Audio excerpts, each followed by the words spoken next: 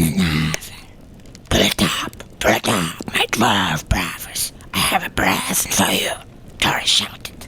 Silverbeard peered into the pit and gasped. Far down below, he thought he saw the distant light of a torch. But his eyes just tricked him. Tori has descended deep into the pit. Using all their strength, the dwarves pulled on the rope and started to bring up bizarre-looking bags and chests. Some were filled with gold, others with outlandish glow and weapons. Silverbeard was shook. He had never seen treasure such as these. The goblin leans closer to the fire, takes a stick with cooked pieces of meat on it, brings it up to his mouth, takes a deep sniff and sinks his old yellow teeth into it. The hot grease runs down his long chin. He chews and then continues. The morning came. They shot bears and other wild game, cooked it on campfires and pitched up their tents. However, Tori had still not surfaced, and there was no signal from him either. The dwarfs brought new ropes and threw them into the pit. Everyone was waiting.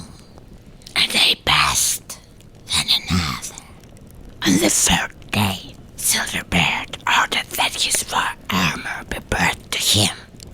The armor was incredibly delicate and encrusted with diamonds. You couldn't have a price on it. Furthermore, his enchanted shield, Basmatus, from the enchanted rock crystal, and his sword, nicknamed Drellenhorn, was also diamond encrusted. A lot of goblin blood has been spilled by that sword. He devoured almost all of the dwarfs and left only Warwood and a few drunkards and rejects to guard the camp. And when he descended down in order to retrieve his eldest son and the treasure, Warwood tried to stop him, but there was no point. If Silverbeard plans on doing something, you best be sure that he is going to do it. No one will convince him otherwise. A day passed, then another, then a week, then a fortnight. Nobody came out from the pit. No matter how hard Warwood shouted, no matter how hard he pulled on the rope, no matter how many torches he threw down, nothing. And then, one night there was a tremendous roar. So they went to the edge of the pit, and an unearthly purple light was streaming out of it, and then the chasm started to form right on the edge of the Dwarven lands. The dwarfs had only just recovered from all the noise and ruckus and skeletons and other heartless undead creatures started to pour out of it. Monsters which no one in Eridan had ever seen, and which are only ever mentioned in fairy tales and ancient follows. The dwarfs fought, and by some miracle that only those dirty bears could ever wrangle, the dwarfs managed to fight them off. They erected fences and barricades.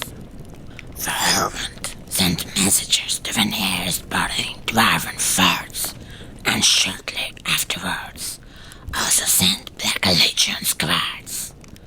The stone masons arrived and started to build a fort, and then the adventurers came. Some went down to the chasm and came back with the treasures. Others were never to be seen again. With great grief, Warwood set off home to the diamond stronghold. He railed the dwarfs in the Hall of Elves and declared that the person who saves his family or even returns his raw regalia will be given all of the treasures of the Dwarven kingdom, down to the very last coin. He went back to the chasm. Mercenaries, adventurers, and other nomads quickly followed. Now, it's down to enthusiasts to solve the mystery of this bloody chasm. So, I came here and opened this hotel with my brothers. My name's Shu, by the way. Hey, man, what are you doing? I told you to drink in moderation. Oh well. The less you drink, the more life stinks. That's what the goblins say.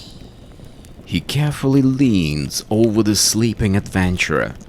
The flames of the fire are reflected on the long curved sword under the goblin's cloak. Oh,